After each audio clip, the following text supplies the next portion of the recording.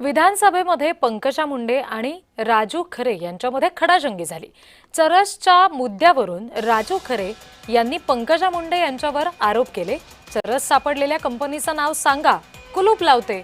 आमदार राजू खरे यांच्या आरोपांवर पंकजा मुंडेंनी या शब्दात प्रत्युत्तर दिलं।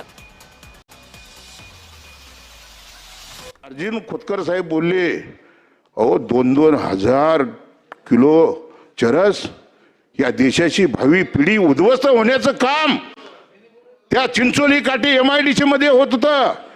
हजारो लोकांना रोजगार देण्याला आमचा विरोध नाही, पण जी 158 हेक्टर जमीन आमच्या शेतकऱ्याची खराब झालेली आहे ती तुम्हाला ताब्यात घेऊन त्या शेतकऱ्याला नुकसान भरपाई द्यावी लागेल।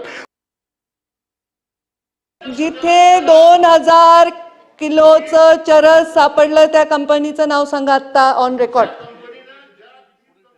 आता आम्ही उत्तर कसं द्यायचं सांगा ना। परत चरस सापडलं हे तुमच्या लक्षवेधीत उल्लेख आहे का? नाही, माझं काय म्हणणं, उल्लेख आहे का लक्षवेधी? ठीक आहे मंत्री महोदय, लक्षवेधीमध्ये उल्लेख नाही। दुसरी गोष्ट, तुम्ही कंपनीचं नाव नाही सांगत कुठल्या कंपनीत सापडलं, त्याला मी जाऊन कुलूप लावते।